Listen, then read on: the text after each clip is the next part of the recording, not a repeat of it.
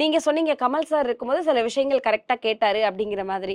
ஒருவேளை கமல் சார் வந்து ஹோஸ்ட் பண்ணியிருந்தா, அம்பேத்கர் அவர்கள் பேர வந்துட்டு பீப் போடாம இல்ல போட்டுருக்கலாம். இது புரோகிராம் ஒருத்தவங்க பண்றாங்க. இது சரி. ஒரு பிரைவேட் புரொடக்ஷனு.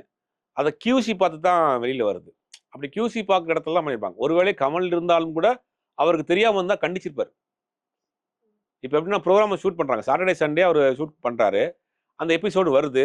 அந்த எபிசோடு ஏர்ல போறப்ப இந்த மாரி பீப் போட்டு வந்திருந்துச்சு, இவருக்கு நாலேட்ஜ் வராம போயிருந்துச்சுன்னா, கண்டிப்பாக கூப்பிட்டு கண்டிச்சிருப்பாரு. கண்டிச்சிருப்பாரு. அதுக்கு வருத்தம் தெரிவிச்சிருப்பாரு. அடுத்த எபிசோட்ல அதுக்கு உண்டான விளக்கத்தை அவர் குடுத்திருப்பாரு. ஆனா, இது இப்ப அந்த புரோகிராம் வந்து ஒரு பெரிய நெட்வொர்க். ஒரு புரோகிராம் வந்து ஒருத்தவங்க பண்றாங்க. அத ஷூட் பண்றது ஒருத்தவங்க, எடிட் பண்றது ஒருத்தவங்க, அத கியூசி பார்க்கிறது ஒருத்தவங்க. அதுக்கு பிறகு தான் அது ஏர்ல போகும். இத்தன ப்ராசஸ்க்கு கடந்து தான் அது வந்து ஆன்லைன்ல வருது. இது வந்து நம்ம லைவா போறதுல பார்த்தா கூட பரவால்ல. கியூசி பார்த்து தான் பண்றாங்க. அப்ப திட்டமிட்டு தான் பீப் போட்டுருக்காங்க. இப்ப லைவா வந்து நம்ம இதுல பார்க்குறோம். Hotstarல பார்க்குறாங்க. 24/7 அதுல அதுல வந்து பீப் போட முடியாது.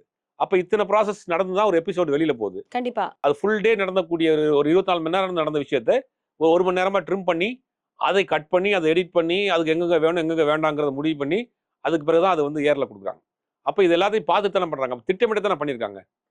இப்ப நம்ம ஏர்ல போறப்ப ஏதாவது ஒரு லைவ் போயிட்டு இருக்கப்ப வந்து ஒரு ஆடியோ ப்ராப்ளம் வந்துருச்சு.